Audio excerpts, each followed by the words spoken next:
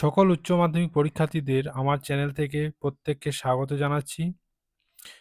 ১৯ তারিখে যে অঙ্ক পরীক্ষা হয়েছে, সেই অঙ্ক পরীক্ষাতে অনেকের কমপ্লেন ছিল যে কয়েকটা প্রশ্ন সিলেবাস বহির্ভূত ছিল।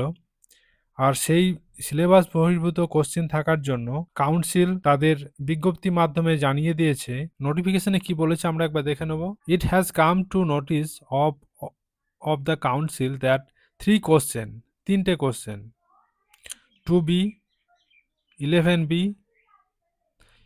11C এদের নাম্বার ছিল 2B এর জন্য 2 নাম্বার, 11B এর জন্য 4 নাম্বার এবং 11C এর জন্য 4 নাম্বার। মোট 10 নাম্বারের এই প্রশ্নগুলি ছিল 3টে প্রশ্ন।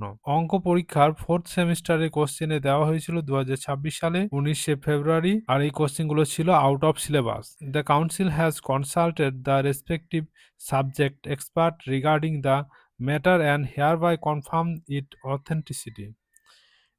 এবং কাউন্সিল এটা দেখেছে, এক্সপার্টদের মাধ্যমে দেখেছে যে হ্যাঁ, এই কোশ্চেনগুলো সিলেবাস বহির্ভূত ছিল। According it has been concluded that the examinee who will attempt those questions will be awarded full marks for the same. Council এটাও বলেছে যে এই কোশ্চেনগুলো যে সমস্ত পরীক্ষার্থীরা এই কোশ্চেনগুলো অ্যাটেম্প্ট করবে তাদেরকে ফুল মার্কস দেওয়া হবে। এই ফুল মার্কস দেওয়ার জন্য তাদের এটাই সুবিধা, যারা অঙ্কতে একটু কাঁচা, যদি অঙ্কটি এই দাগ নাম্বারগুলো দিয়ে শুরু করেছো তাহলে তারা ফুল মার্কস পাবে। কাউন্সিল এটাও জানিয়েছে the council has always given top most priority to the interest of the student. Even this time we will keep close vigilance so that none of the examinees are deprived of their right.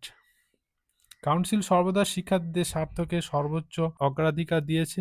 Even this time, এবারও আমরা কঠোর নজর রাখব যাতে কোনো পরীক্ষার্থী তাদের অধিকার থেকে বঞ্চিত না হয়। এই কমিটমেন্টটা কাউন্সিল দিয়েছে। এ থেকে এটুকু বলা যায়, যারা পরীক্ষা দিয়েছো তাদের কোনো চিন্তা নেই। এই প্রশ্নগুলো টাচ করলেই নাম্বার পাবে, অর্থাৎ প্রশ্ন নাম্বার দিয়ে শুরু করলে তোমরা পুরো নাম্বার পেয়ে যাবে। আর যারা অঙ্কতে একটু কাঁচা তারাও যদি এই প্রশ্নগুলো টাচ করে থাকো অর্থাৎ নাম্বার দিয়ে থাকো তাহলে তারা ফুল নাম্বার পেয়ে যাবে। তোমাদের জন্য এটা ভালো খবর বলা যায়, তার কারণ এটা নিয়ে অনেকে দুশ্চিন্তা হচ্ছিলে। আশা করি সেই দুশ্চিন্তা থেকে মুক্ত হয়ে যাবে।